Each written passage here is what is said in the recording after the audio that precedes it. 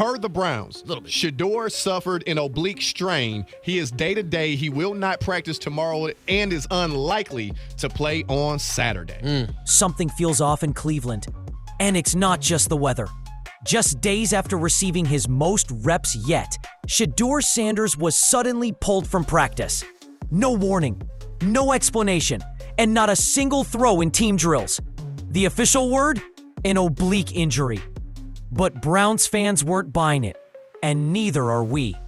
Because while Shedeur quietly disappears from the field, backup Dillon Gabriel is thrust into the spotlight, dodging questions, sidestepping the media, and avoiding eye contact when Sanders' name is mentioned. It's left everyone asking the same question. Is Shedeur actually injured? Or is something bigger going on behind the scenes? Today, we're breaking down the moments the team doesn't want you talking about, the subtle signs of internal politics, and why this might be more than just another practice injury. Because if you think this is just about a sore oblique, think again. At first, it looked like business as usual. I have no clue what's going to happen. I'm just right where my feet are, but time will tell, and we'll see what happens. But it's up to the coaches, and we got a lot of time to that. Shedeur Sanders came out onto the practice field, suited up, pads on, helmet ready, like any other day. But before the real action even started, something strange happened. Without explanation, he was pulled from throwing drills. No announcement, no visible signs of an injury. Just gone. Soon after, the Browns quietly released a statement. Sanders had suffered an oblique injury early in the session. But despite the vague update, fans noticed the red flags immediately. No first-team reps, no second-team reps, no reps at all. He didn't even participate in walkthroughs. For a guy who had been gaining momentum and just had his busiest practice 2 days earlier, that sudden silence felt loud. Even more suspicious, he stayed on the field after being pulled, fully dressed, chatting with teammates, moving normally. No trainers in sight. If this was a serious injury, why wasn't it treated seriously? And if it wasn't that serious, why sideline him so completely? ... Well, even on a day that Shedeur Sanders did not participate, he is the headline news. He suffered a minor oblique muscle injury in early throwing, early warm-ups, and did not participate in any of the other periods. The Browns say it's just precaution. But fans remember the last time Shedeur got pulled without warning, and how little information came out after. And that's when the theories began to take shape. The moment news broke about Shedeur's injury, the media swarmed. But instead of clarity, we got chaos. Reporters bounced between vague speculation and bizarre distractions, some acting like the injury was no big deal, while others rolled out full-blown theories, comparing this to past incidents where Shedeur was pulled from practice with no warning. Cleveland's local media didn't help the situation either. Their questions weren't aimed at uncovering truth. They were aimed at stirring the pot. One reporter even asked Dillon Gabriel about Shedeur's injury before asking him anything about his own upcoming start. Think about that. Your teammate just went down. The spotlight's now on you, and the first thing the media wants is your reaction to the guy you're potentially replacing. What Shedeur's going through, in the long run, will help him. But right now, again, not because the Browns are putting him on the sideline, but because his oblique is messed up, he's not going to be available. And that does suck because he has so much momentum, and now it's been... Don't expect Dillon to bite, though. His body language said it all. Eyes down, short answers, almost no acknowledgement of Sanders at all. Some fans saw that as professionalism. Others saw tension. And while that scene played out, fans online were already doing what the Browns wouldn't, tracking patterns. They pulled up old practice logs, pointed to previous sudden absences, and began asking, why is it always Shedeur? Why does every injury he has come with confusion, media smoke, and radio silence from the team? And what came next only added fuel to that fire. With Shedeur suddenly out, All eyes turned to Dillon Gabriel, the backup quarterback now likely stepping into the starter role. For most players, this would be a golden opportunity, a chance to prove yourself on a big stage. But instead of owning the moment, Gabriel looked uncomfortable. As a Browns fan and supporter, I want to see him build upon last week. Friday was sensational. Let's see what you got against an even better team on Saturday afternoon. That's what I'm looking forward to. But here's the problem, though. If it's oblique, if that really is the issue and problem. During the press conference, he avoided talking about Shedeur entirely. Even when asked directly, he kept it vague. I have no clue what's going to happen. I'm just where my feet are. And yeah, people caught that. Not just what he said, but how he said it. No eye contact, stiff posture, almost like he didn't want to be the guy answering these questions. Was it nerves? Respect for his teammate? Or something more complicated? And let's not forget, Gabriel has been recovering himself from a soft tissue injury, missing valuable team drills just days ago. Now, suddenly, he's the presumed starter, while Shedeur's sidelined. And no one seems eager to explain how this happened so fast. To make things more awkward, some reporters started trying to spark an under-the-surface rivalry, comparing the two QBs as if it's a battle for the throne. But from the outside, it didn't look like a competition. It just felt tense. And what happened during practice only made things more confusing. If this was the first time Shedeur Sanders had been suddenly sidelined, maybe fans wouldn't be questioning it so much. But it's not. In fact, this marks the second time in just a few weeks that Shedeur's been pulled without warning. Last time, it was arm soreness. No injury report, no updates, and nothing from the coaching staff after it happened. Just silence. Then, suddenly he was back. Now it's an oblique injury, again with no details and no sign of treatment on the field. And again, not a word from Shedeur himself. Compare that to how the Browns have handled other quarterbacks. Kenny Pickett, presumed QB3, clearly recovering from a separate issue, but still throwing in drills. Even Dillon Gabriel, who missed over a week with a hamstring tweak, was consistently updated on. Limited today, back in rotation, the typical transparency. But when it comes to Shedeur, the entire vibe changes. No injury timeline, no public comments from the coaching staff, not even simple terms like day-to-day. And fans have started noticing the pattern. Why is Shedeur always the first guy pulled and the last one talked about? Some claim it's just the team being cautious. Others are starting to suspect it's something political. Quiet positioning inside the quarterback room. Either way, the next chapter told its own story. Because when Gabriel took the field, things didn't exactly go as planned. When Dillon Gabriel finally got the reps he'd been waiting for, all eyes were locked in. This was his shot to silence the noise, prove the job was his, and frankly, shut down the Shedeur conversations altogether. But instead, it didn't look good. 6 completions on 19 attempts.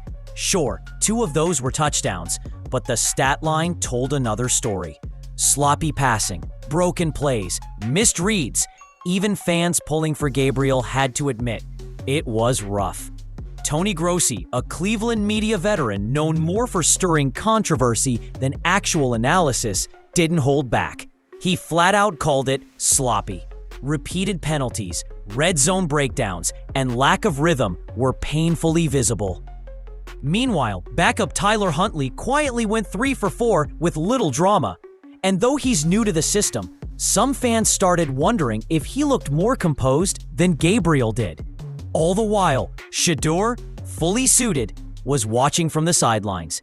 He had just come off a high-rep week of practice, seemingly climbing up the QB ladder. Now, suddenly, he's benched with no warning, while the guy replacing him stumbles in his first extended action? If this was Dillon's audition for the starting job, it didn't scream locked in. And with mounting pressure from media, fans, and inside the locker room, one very real question started forming. Why is the bar so much higher for Shedeur Sanders than everyone else? The strange thing about all this, as soon as Shedeur Sanders steps on the field or even hints at progress, the media seems desperate to tear it down. Let's be honest, it's not just coverage, it's a pattern. Shedeur sparks a few strong practice sessions, they downplay it. He struggles for a day, it's headline material. Now he's quietly injured, and the media's immediate response isn't concern, it's framing. In one press conference, reporters asked Dillon Gabriel more questions about Shedeur than Gabriel himself. And when Gabriel dodged them, you could almost sense relief among the coaching staff. Less talk about QB1, more control over QB2. Even more telling, when reporters bring up past injuries, they speculate on Shedeur's coachability, his focus, even his family. Just recently, someone tried to ask him on record about his father's health, before Deion Sanders had even made a public statement. If that had happened to any other QB in the preseason, it would have been shut down immediately. But for Shedeur, it's open season. Every minor stumble is exaggerated. Every silence is twisted. Compare that to Pickett or Gabriel, whose injuries are handled quietly and respectfully. At some point, you've got to ask, is this about performance or politics? And right when things started hitting a breaking point, a quiet sideline moment got fans buzzing, and it had nothing to do with the Browns. While the Browns were busy dodging questions and shuffling quarterbacks, something low-key happened on the sideline that fans couldn't stop talking about. Shedeur Sanders and Jalen Hurts locked in conversation. No cameras were allowed during the joint practice with the Eagles, but grainy fan footage and sideline clips caught the two quarterbacks walking and talking after drills. Calm, private, intentional. To most people, it looked like a simple moment between players. But for fans paying attention, the timing couldn't have been more suspicious. Hurts isn't just any QB. He's the Eagles' franchise guy. A proven leader. A former underdog who had to fight for every snap. Sound familiar? Shedeur chatting with that guy. After suddenly being pulled from practice in silence, fans immediately jumped to speculation. Was it mentorship? Encouragement? Or was Hurts quietly telling Sanders something about how to navigate league politics? Even the way they walked back toward the tunnel made people wonder if it was something more than a friendly chat. Some started tossing out wild theories, NFL shadow recruitment, exit strategies, even inside info about what's really going down in Cleveland. Of course, nothing has been confirmed. But in a room full of coaches, reps, and media watching every move, Shedeur pulled off something rare. He managed to have the most talked about moment of the day without saying a word. And from there, the focus shifted again to the one thing that matters most in football. What happens next? With the preseason heating up, one thing is clear. The Browns' quarterback room has gone from uncertain to unstable. Shedeur Sanders, once gaining steam toward real first-team recs, is now sidelined with a vague injury that still raises more questions than answers. Dillon Gabriel, back from his own soft tissue setback, is now thrown into the spotlight, but didn't exactly dominate when given the chance. Kenny Pickett, still in limbo, nursing an injury while fans speculate if he's quietly sliding down the depth chart altogether. So what really happens next? Will Shedeur be ready for the next practice? Will he even play in the Browns' first preseason game against the Eagles? No one seems to know, or if they do, they're not saying. What we do know is this: if Gabriel steps up and delivers, the Browns will have a real dilemma. If he struggles again, the pressure to get Sanders back in action will explode. Every incomplete pass, every slow drive, every sack he takes will be followed by a single name echoed across social media: Shedeur. But whatever decision the Browns make, one thing's for sure: the media, the fans, and probably even some people in the locker room are watching closely. Because this controversy isn't just about a sore oblique. It's about control, expectation, favoritism, and the kind of spotlight you can't turn off once it's on. And when it comes to this QB situation, the silence says more than any headline ever could. So let's step back for a second. Shedeur Sanders, the most talked about quarterback on the Browns, has now twice been pulled from practice with barely a whisper from the team. No full explanation, no clear injury timeline. Just vague statements and precautionary labels that leave fans doing all the guesswork. Meanwhile, Dillon Gabriel gets handed the keys and drives the offense straight into a wall. Sloppy execution, inconsistent throws, and yet, still more reps, still more chances, still treated like the guy. And that's the real story here. It's not just about injuries. It's about expectations. Shedeur is scrutinized for every step, every throw, every moment he's not on the field. Others get to fail quietly. He fails publicly, and often without even being given a chance. You can chalk it up to media narratives. You can say it's just preseason. But if this is just football, why does it already feel so political? The Browns say it's protocol. The reporters say it's routine. But the silence? That's what really talks. Whether Shedeur's being protected or being pushed out, we'll find out soon enough. But until then, fans are already choosing sides. The tape is being watched frame by frame. And this QB battle may be just getting started. So the real question now is, do you believe Shedeur's being done dirty or just unlucky? Let us know below.